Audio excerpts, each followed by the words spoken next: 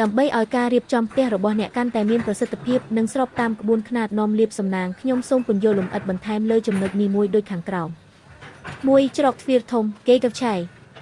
ទ្វារធំគឺជាកន្លែងដែលថាមពលឈីកឆាយហូរចូលបើច្រកនេះទះតេងឬស្អុយរលួយលាភសំណាងក៏មិនចង់ចូលដែរការរៀបចំគួរមានកម្រាលជូតជើងពណ៌ស្រស់ដូចជាពណ៌ក្រហមឬបៃតងដើម្បីស្វាគមន៍លាភបំរាមកុំដាក់កញ្ចក់បញ្ច្រាស់ទីចំទ្វារធំព្រោះវាជាលាភសំណាងដែលបំរុងនឹងជោគផ្ទះឲ្យត្រឡប់ទៅវិញអស់ 2. បន្ទប់ទទួលភ្ញៀវ The Bright Hall នេះជាចំណុចកណ្ដាលនៃផ្ទះដែលប្រមូលផ្ដុំថាមពលសន្តិសុខនិងទំនាក់ទំនង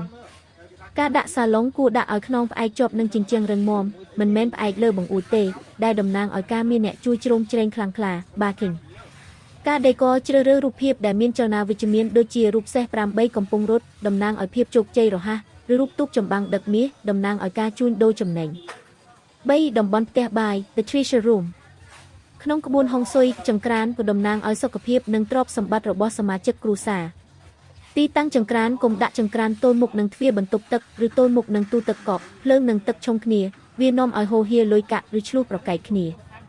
ការសម្អាតក្បាលហ្គាសឬចង្ក្រានត្រូវតែឆេះបានល្អនិងស្អាតជានិច្ចដើម្បីឲ្យមុខរបរដើររលូន 4. តំបន់ហិរញ្ញវត្ថុ Wealth Corner តាមក្បួនបាកា Begia តំបន់លុយកាក់ក្នុងផ្ទះជាទូទៅស្ថិតនៅជ្រុងខាងឆ្វេងបំផុតនៃផ្ទះបើអ្នកឈរនៅទ្វារធំសម្លឹងចូលទៅក្នុងការរៀបចំដាក់ថូបការដើមឈើនំលាបឬអាំងចិញ្ចឹមត្រីនៅជ្រុងនោះពណ៌ប្រើពណ៌មាសពណ៌ស្វាយឬពណ៌បៃតងនៅតំបន់នោះដើម្បីទាក់ទាញលុយកាក់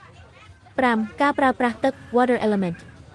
ទឹកតំណាងឲ្យលុយកាក់ដែលកំពុងចរាចរទឹកហូរប្រសិនបើអាចអ្នកគួរមានទឹកធ្លាក់តូចឬអាងត្រីដែលទឹកមានចលនាមិនមែនទឹកល្អក់ឬទឹកស្ងប់ឈឹងទេទឹកត្រូវហូរចូលក្នុងផ្ទះមិនមែនហូរចេញក្រៅផ្ទះឡើយការជួសជុលបើមានក្បាលរ៉ូប៊ីណេទឹកលិចឬតក់ត្រូវជួសជុលភ្លាមព្រោះវាជានិមិត្តរូបនៃការលេចធ្លាយលុយកាក់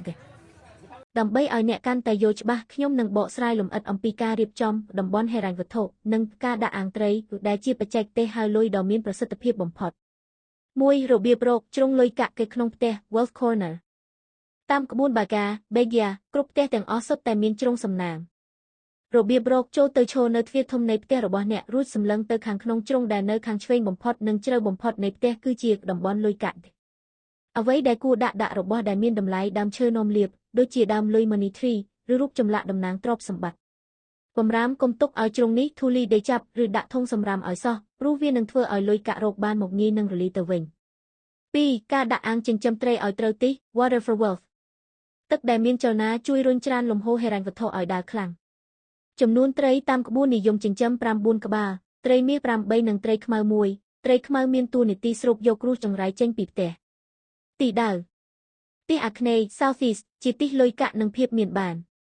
ទិសខាងជើង North ជាទិសអាជីពនិងការរីកចម្រើនក្នុងមុខរបរទិសខាងកើត East ជាទិសសុខភាពនិងសុភមង្គលគ្រួសារ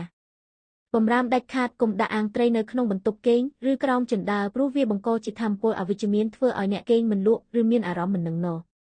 3. អាថ៌កំបាំងនៃអាសនៈជំនាញផ្ទះ Earth God Shrine សម្រាប់អ្នករកស៊ីអាសនៈជំនាញផ្ទះ